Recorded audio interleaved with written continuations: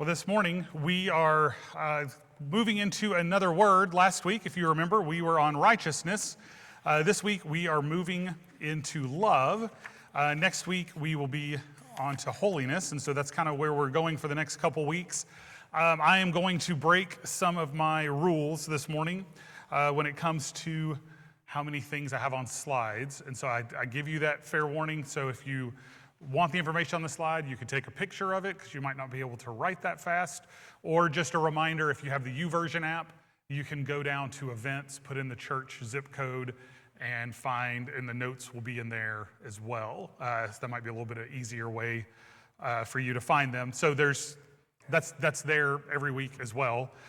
Just as I was looking at the slides this morning, realized I've got way too much up there. And I want to kind of do what I did last week, which was kind of spend the first part of the sermon with a little bit of teaching and then more of the application piece at the end. And so we'll kind of move through some of that teaching stuff here kind of up front. And so some things that I kind of want to say to kind of get them out there, talking about love. And because as you know, this is way too big of a subject for one sermon. So let's kind of get a few things out there just for y'all to kind of know as we talk about love this morning. So kind of the first one with that is talking about God, love, and what we see in Scripture is one of the first things is we kind of have this bad habit as Christians to see the New Testament as being much more about love than the Old Testament. I would argue that's incorrect. I would say both Testaments, both Old and New Testament, are permeated with God's love. The fact that God created us, that after Adam and Eve sinned, though they were cast out of the garden, God did not cut off that relationship. He continued to seek them. Those are all things that show us God's love. And so God's love is not something that is just in the New Testament. Sometimes people act like that. That's not true. It's all over the Bible. The second thing is, with that is that we were created for connection. We were created for relationship. We are most comfortable in relationship. We had the conversation just yesterday coming home. We passed up, we were in Nashville and just between the Hayden exit, I call it the Larry Crane exit, but that exit just before the Hayden exit. At that exit, there's a store there that sells like game stuff. And on a Saturday afternoon yesterday, the parking lot was packed. And so Jake had pointed out how many people were there. And so we had a conversation about this kind of sociological concept of third places, that there are places we have home, we have work, or you have home and you have school, but then you have another place, a third place to build relationship. And one of the things that we see in society is there are places, coffee shops, churches, places that people go to build that relationship. People that are into those kinds of things go up there on a Saturday afternoon to play games together. It's about relationship. It's finding that connection. We were created in God's image, and being created in God's image, we are created for relationship. We want to be with people. The next one is the story of our Bibles. The entire story, I would argue, is really one story. If we take our entire Bible and say, what is the one story that we see in our Bibles, is that we see one story of God seeking relationship with us. That is the story of the Bible from the very beginning to the very end. It's seeking relationship with us. From the Garden of Eden till you get to go read the last chapter of Revelation. What happens in the last chapter of Revelation? God says, let us make our home with us. That is the whole goal. And then I think I have one more. No, motivated by love. That God seeking that pursuit of us is motivated by love. And then lastly, this is a point that I took from my own sermon back May 4th. I preached on love as we were going through Corinthians. And so if you want more about that, you can go back and listen to that or watch that sermon.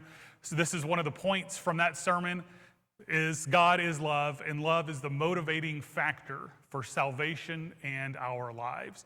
That God's love is the motivating factor for him sending his son, for him providing a way for us to have a relationship with him, for our forgiveness of sins. All of this goes back to one thing, God's love for us. So that's kind of just the basic things up front. I think Probably most of that was not new stuff for most of you. That's okay. But let's go into a little bit and let's turn to our passage. We're going to be in the letter, 1 John. So if you want to go ahead and turn there. And while you're turning to 1 John, let me just kind of give you a couple things. One of the things about 1 John, one of the questions we ask is, why was this epistle written? Why did John write this letter?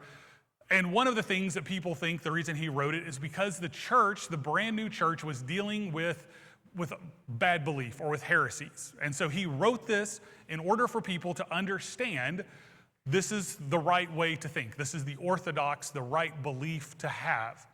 Another thought is possibly just that he wrote this to help believers understand of what it was to live in the light and the love of God.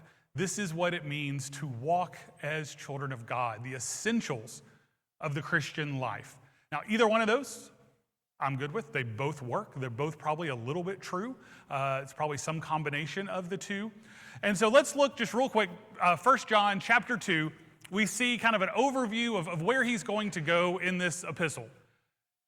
John writes, this is how we know that we know him. How do we do it? If we keep his commands.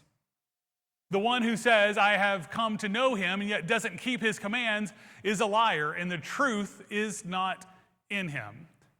But whoever keeps his word truly in him, the love of God is made complete. This is how we know that we are in him. The one who says he remains in him should walk just as he walked. So, in this passage, what do we see at the very beginning of this passage?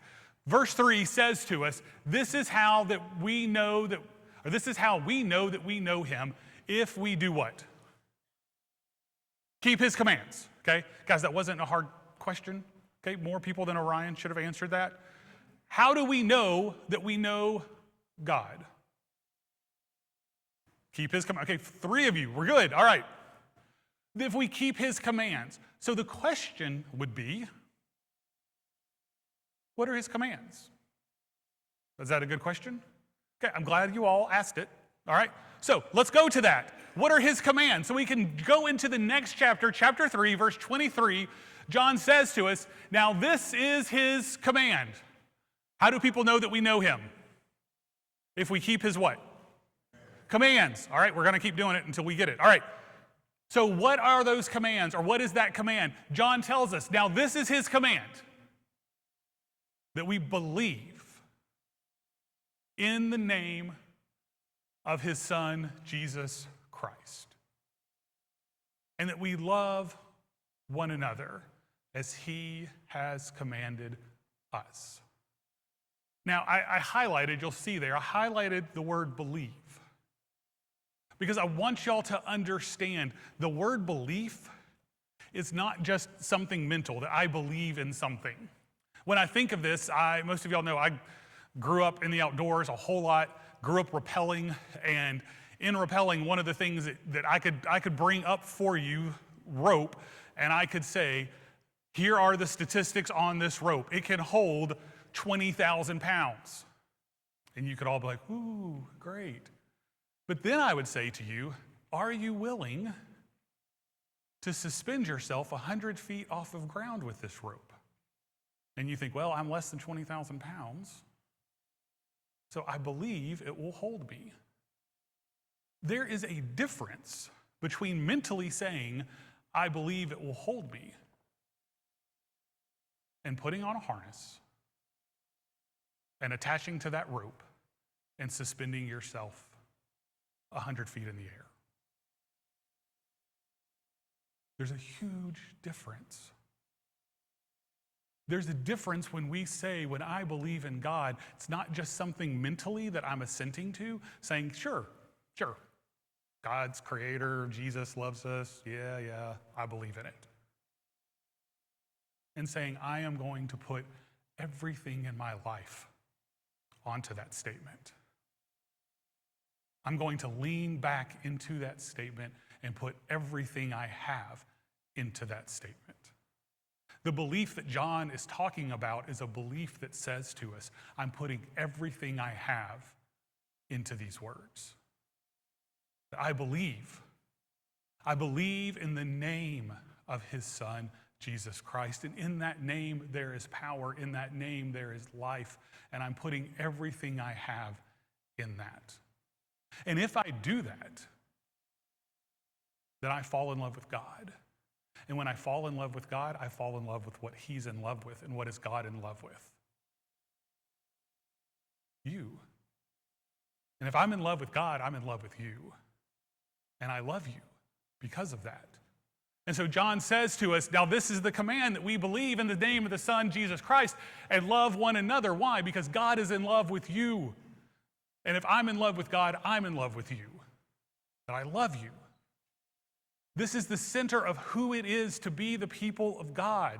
Now, this is where we're going, so let's just take a moment real quick, rewind, and kind of see how we got here in this passage. So let's back up. We'll stay in chapter 3, but let's go back let's look at verse 1, and then we're going to jump forward to verse 13, because there's good stuff in between there, but these are the verses that make my point for us. So, verse 1 says, see what great love the Father has given us, that we should be called God's children. And we are. The reason the world does not know us is that they didn't know him. Now let's jump down to verse 13. It says, do not be surprised, brothers and sisters, if the world hates you. We know that we have passed from death to life because we love our brothers and sisters. The one who does not love remains in death. Everyone who hates his brother or sister is a murderer, and you know that no murderer has eternal life residing in them. This is how we have come to know love. How? That he laid down his life for us. So we should also lay down our lives for our brothers and sisters. If anyone has this world's goods and sees a fellow believer in need, but withholds compassion from him, how does God's love reside in him? Little children, let us not love in word or speech, but in action. Let us do something in action and in truth. This is how we will know that we belong to the truth, and will reassure our hearts before him. Whatever in our heart condemned us, for God is greater than our hearts, and he knows all things. Dear friends, if our hearts don't condemn us, we have confidence before God and receive whatever we ask from him, because we keep his commands and do what is pleasing in his sight. And then verse 23, now this is his command, that we believe in the name of his Son, Jesus Christ, and love one another as he commanded us. And verse 24 kind of pulls this all together. The one who keeps his command remains in him, and he in him. And the way we know that he remains in us is from the Spirit. The Spirit that resides, that lives in us, that he has given us. So, let's kind of talk about what this means for us. Let's go through. I've got, like I said, too many things on a slide, but here we go. This is the second time. I think there's 3 of them. I've got too much on a slide. But let's talk about this one. So, here is our model of love. We understand first and foremost that God is Father, that he loves us and he calls us his children. All right? One of the other things that we see in this passage is that Jesus is the example of what sacrificial love is. Jesus laid down his life for us. Why? Well, because his Father asked him to, but also because he loves us. And he is the example to us of what this life looks like. Okay, we're going to come back to that as we go through it. Also, love takes shape in real-world action and personal commitment to others. Love is not just something that I feel. It's not just a warm fuzzy. It's something that changes the way that I respond to people around me. It changes the way that I talk to people around me. It changes the way I love people around me. And then lastly, love is central to remaining in the triune God. Now, I put a verse there, or I put a passage there that I didn't read, but if you want kind of some more to read on this, I would tell you, John chapter 15, verses 19 through 17 is a phenomenal passage of Jesus talking about what it means to remain in him. And if you read that passage and you come back and you read 1 John chapter 2 and chapter 3, it reads nearly as a commentary of Jesus' words back in John chapter 15. It's just a phenomenal tying those two things together of what does it mean to remain in God. It doesn't have anything to do with my sermon. It's worth doing. It's a great Bible study. You should do that. All right. So, everybody with me? Now, let's take a moment, just real quick. I'll try to do this. James, I'm going to need chairs again. Sorry. All right. If you were here last week, then you'll know, give me just 3 minutes to do a review of last week. This is last week's sermon in 3 minutes, which I wish some of you wished I would have preached it in 3 minutes.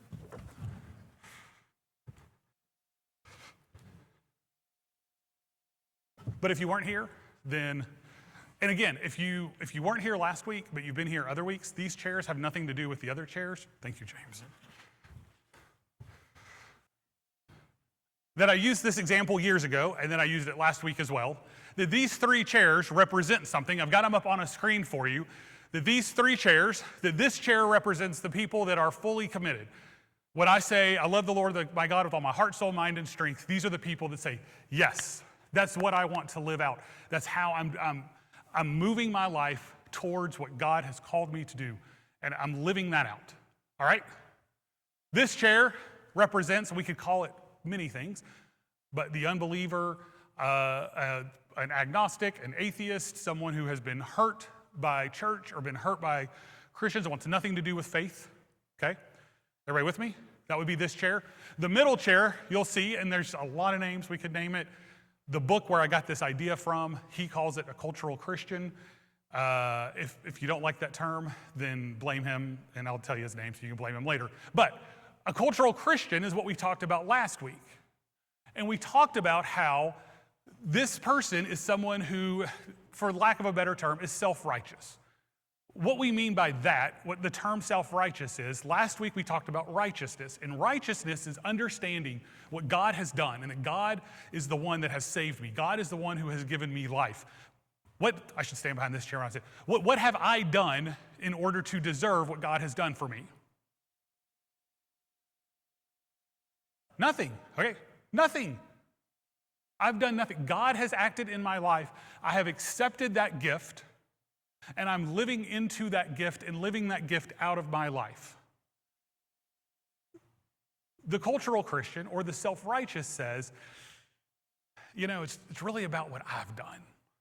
Sure, God has saved me. Sure, yeah, Jesus came, but it's about what I've done. And so I used the example last week, and we used that chair to talk about Pharisees. And I used the example that when we get to Matthew chapter 5, Jesus says to us, we hunger in the Beatitudes, hunger and thirst for righteousness. I'm doing more than a 3-minute version of my sermon last week, aren't I? I've passed the 3-minute mark, but here we go. Just to make sure everybody's on the same page. So we say hunger and thirst for righteousness, and then Jesus says to us, unless your righteousness is more than the Pharisees, you'll never enter the kingdom of God. And we say, there's no way we can be as righteous as the Pharisees. And then Jesus says right after that, you heard it was said, do not murder. Y'all with me last week? And so I said, here's the line. If I cross this line, this is murder. Over here is not murder. So what the self-righteous does, the cultural Christian, the Pharisee, whatever we want to call this chair, what they do is this. They say, how close can I get to that line without crossing it? So I can call someone a bad name. I can withhold forgiveness. I can hold a grudge. I can say dirty things about them behind their back. I can gossip. And as long as I don't cross this line, me and God are good, right? That's what life's about. Life is spent in this space where I can kind of sneak up on sin without actually sinning. And then I said to you, life is not found in this space. Life is found when we go after a God and to say, how close can I get to God's love? How close can I follow after a God who loves me? How close? I don't want to even be near that line. What I want to be near to is a God who loves me and who gave himself for me, not the line. And if you remember, if you go through Matthew chapter 5, go through the Sermon on the Mount, Jesus does this over and over and over again. And he says to him, you've heard it was said, don't commit adultery. That means sleeping with someone who's not your spouse. So what do? We see how close we can get to the line. And Jesus says, no, that's not where life is. So the statement I made last week was this statement, or something to the effect, was that life is found not in seeing how close I can get to the line, okay? I've made this all up, or made up this idea. The line, rather, without breaking God's law, rather life is found in remaining in God's love. Life is found when we remain in God's love. So what does this have to do with what we're talking about? What does this have to do with life? There's a quote, I gave you a quote last week, try not to do quotes too often, but I came across this one this week. This is by a guy named Sam Wells. And Sam is an author, and he wrote this incredible statement that was on the Preacher's Journal, and it's just a great statement that kind of sums all this together. He says, we can walk the path Jesus walked toward enemy love because he first walked it for us. This path that we are called to follow after Christ, the goal is to do what I just said, follow after Christ. That we are looking at the way that Christ lived and the way that he walked, and this is what we pattern our lives after. We are not asked to do anything that God hasn't already done in his Son. We're simply following after him. So we can walk the path Jesus walked because he first walked it for us. Sometimes we can't find it in us to forgive. Anybody want to admit that? Sometimes we can't find it in ourselves to forgive. Apparently it's just Orion and I here today.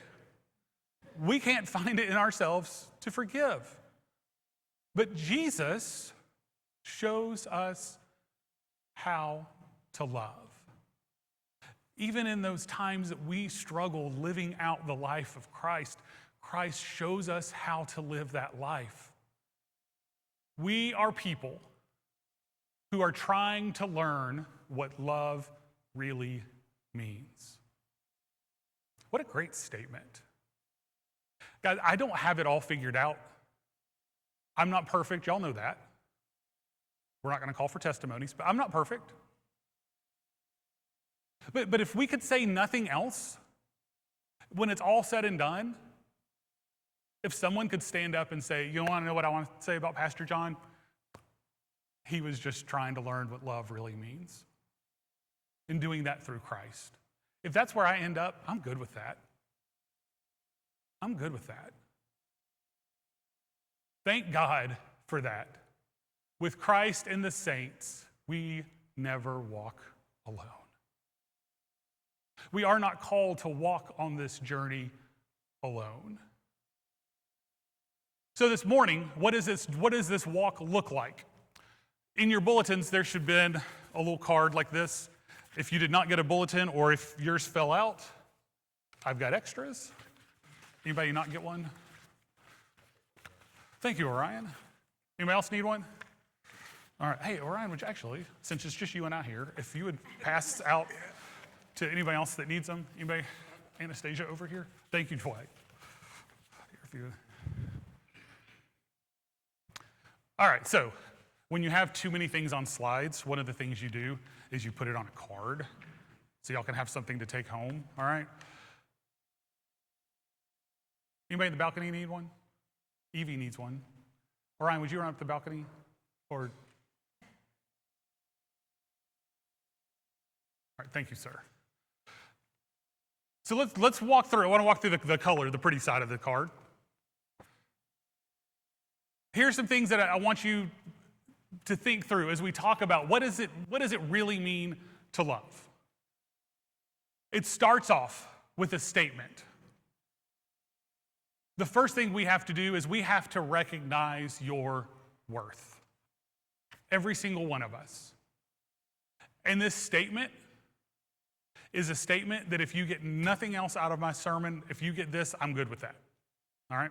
I still got more to go, but this is what I want you to walk away with.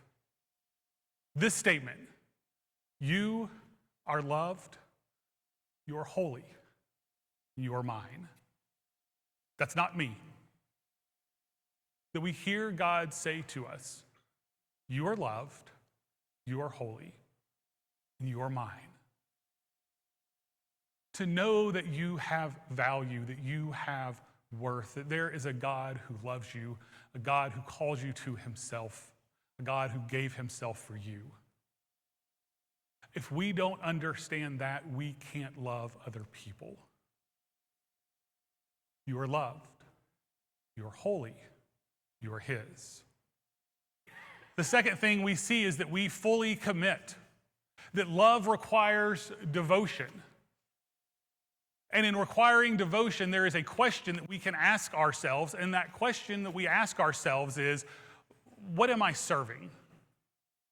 To use this example, we ask the question, what am I serving?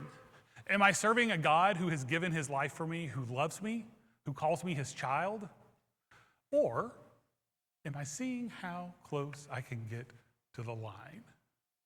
So I can tell people I'm serving God, but I'm really just serving myself. To commit fully to God is to live a life that says, I'm giving myself, giving all that I have to him. My journey in life is a journey that is defined by following after a God who has given himself for me out of his love. The third thing that we see is that we're a family. That we foster the family bonds, that love requires treating each other as family. That every single one of us here who has children, there has probably been a moment that our children have scared us, they've been sick, something has happened, that we've left work, that we've left things that were important to us to go to that child. Every single one of us that have children have done that. Because other people, our children, are worth stopping our lives for, right? To realize as a church family, as the people of God, the people that are around us are worth stopping our lives for.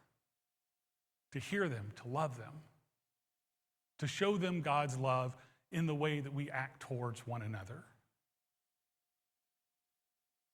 The last thing on this side of the card is that we embrace forgiveness. That love requires loving those who hurt us and our enemies. And I added a question for this one too. The question is, whose form am I taking? To go back to my example, if we're over here on this Pharisee cultural Christian, if someone hurts us, then the first thought is, how can I get back at them? How can I level some type of hurt in their lives that's equal to the way that they've hurt me? And how can I get close to that line without crossing it? You with me? Anybody ever done that? You don't have to answer that one. But that's the way we've lived.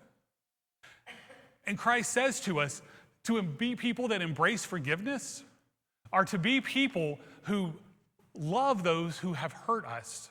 And to say, what form am I taking? Am I taking the form of Christ?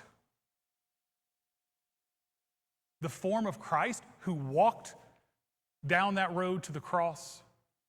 The form of Christ who told Peter, no, put your sword back. That's not what we're about.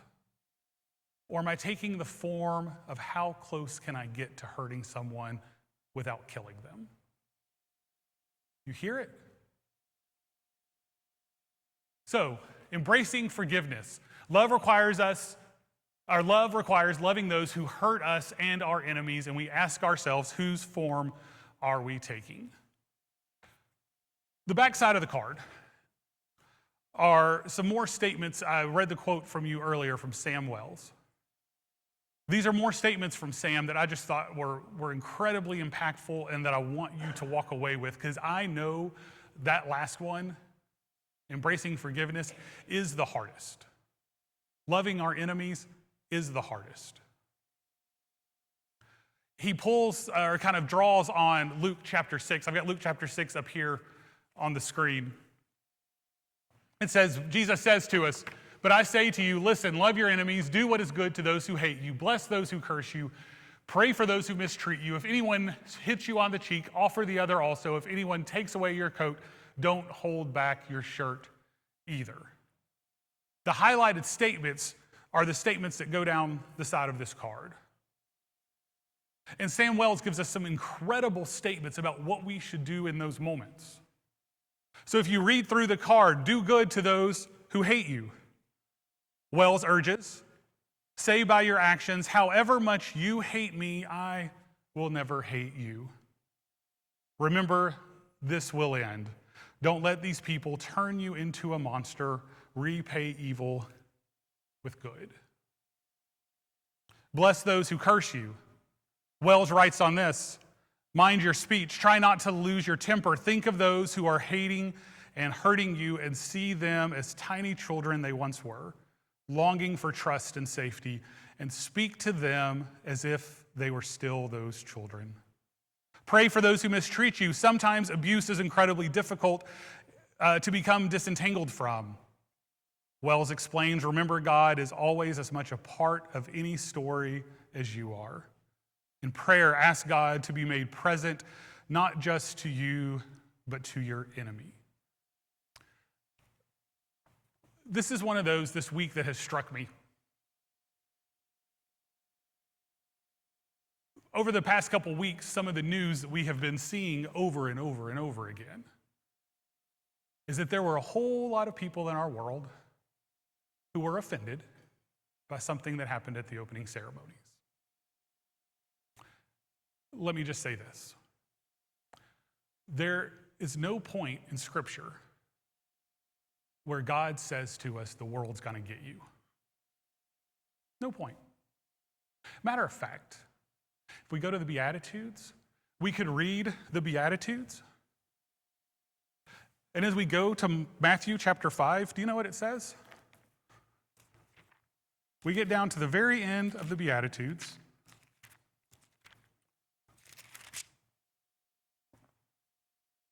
And this is what Jesus says to us. You are blessed when they insult you and persecute you and falsely say every evil against you because of me. So what do? He says, take to Twitter, take to social media, and say how bad they are. No, be glad. Rejoice, because your reward is not here on earth, but in heaven. For that is how they persecuted the prophets who were before you. Now, when I read this, one of our former family favorite shows was America's Funniest Home Videos.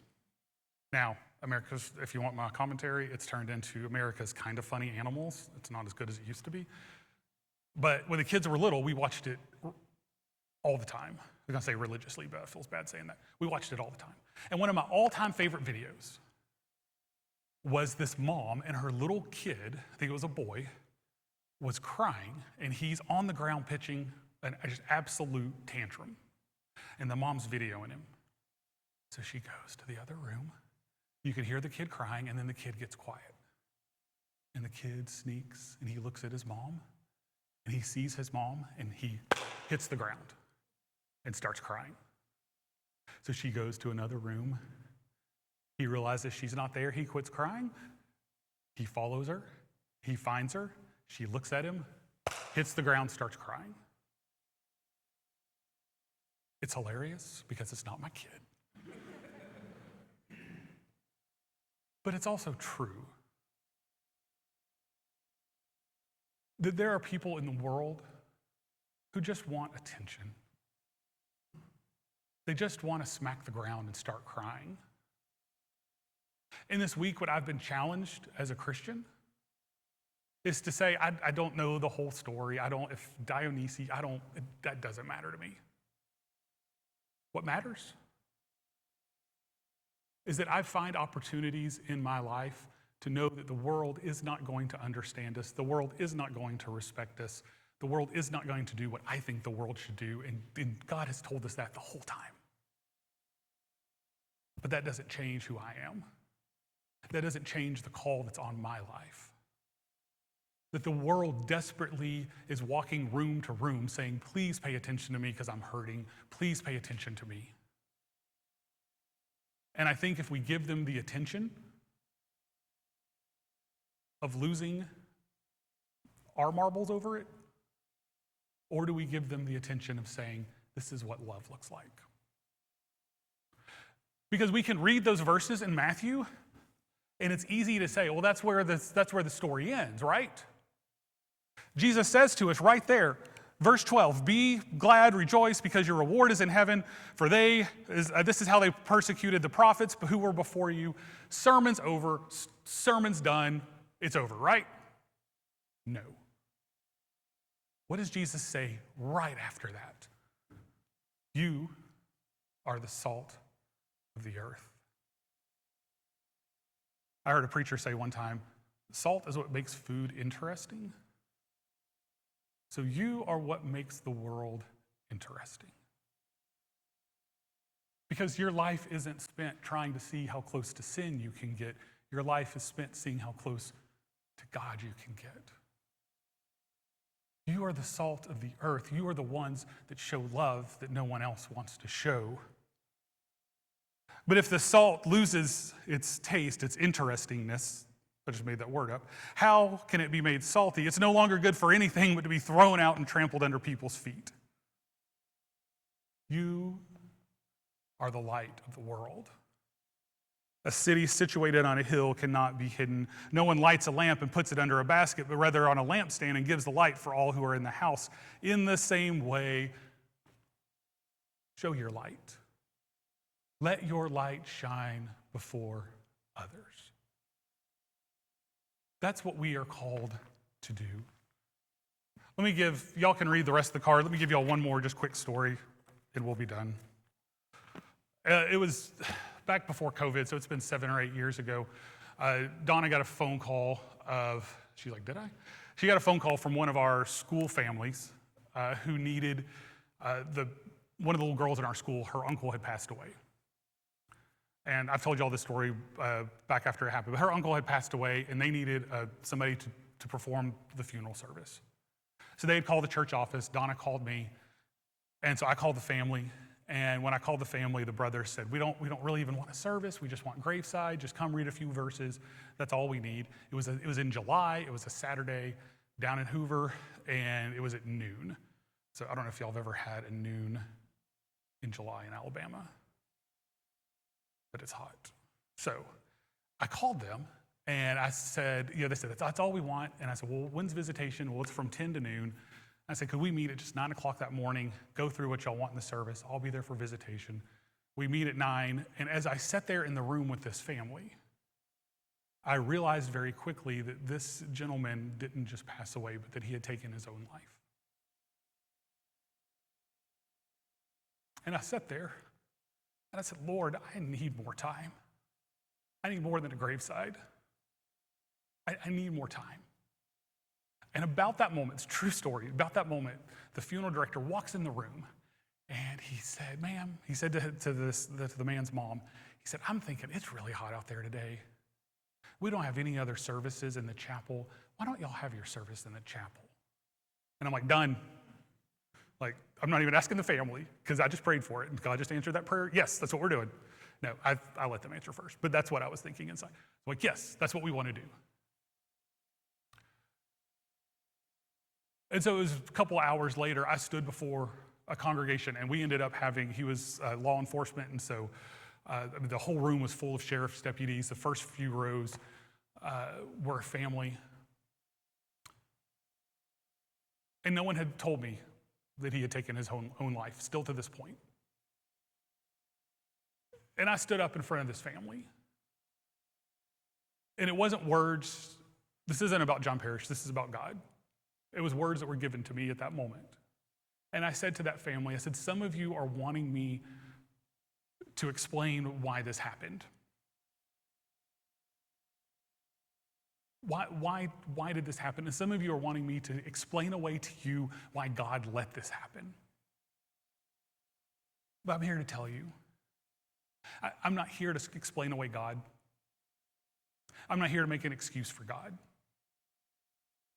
I'm here to do what every Christian is called to do, is to bear witness to a God who is present in your hurt, who is present in your pain, who is present in your questions.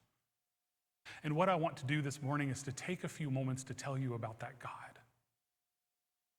who no matter what it is you're feeling, no matter how disconnected from God, no matter what questions you are wearing or you're carrying on your shoulders, to know that there is a God who is okay with those questions.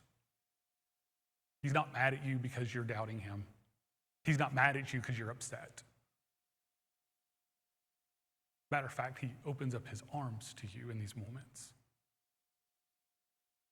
And I tell you that story because when I think of the way that we respond out of love, there is a world who, it's so easy to say, let me give you, here are the 5 facts of why God exists and why God thinks this is wrong. Or we could just say, God, I don't have to defend God. God doesn't need John Parrish to defend him. He's a big boy. What God needs is people of God, his people, to live his life in this world. To be the salt, to be the light. And living that life doesn't start with saying something back on social media. It doesn't start with an argument. It starts with us saying, I don't have all the answers, but I know a God who does, and a God who deeply loves you, a God who wants to be with you. And that's what I'm here to show you.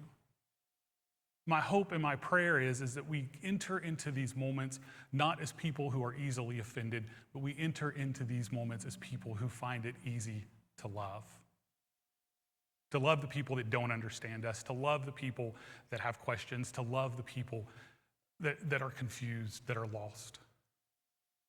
I told you I was going to tell one more story. I'll tell one more. John, we're about to sing, so if you want to go ahead and come, I'll tell this one thing. John's like, are we closing with a song or not? We'll close with a song. All right, here we go.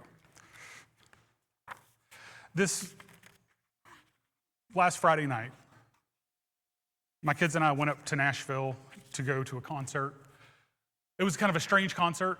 I've never seen so many children at a concert, and I will tell you, at 47 years old, I was in the top oldest people in the room. There weren't a lot of people there with gray in their beard, but I stood there in this room with probably 1,000 people, from little kids to 47-year-olds, the whole gamut, but probably the average age in the room was probably about 20 years old. And I stood in that room and I thought, all these things that we've seen about this generation, about how far from God they are, about how terrible, all this stuff. I stood in a room and watched 1,000 people worship God. I stood in a room and heard them sing at the top of their lungs these words. On the crowded streets, all the people that I see, I want them to know the Jesus that I know. And if I'm the closest thing to a Bible that they read, Let the words they read be what you wrote. Father, help me to go. I'll be a garden in Manhattan, be a river where it's dry, when my friends can't find the road. I'll be a roadside welcome sign. I'll be sunshine in Seattle. I'll be a cool breeze in July, light in the darkness.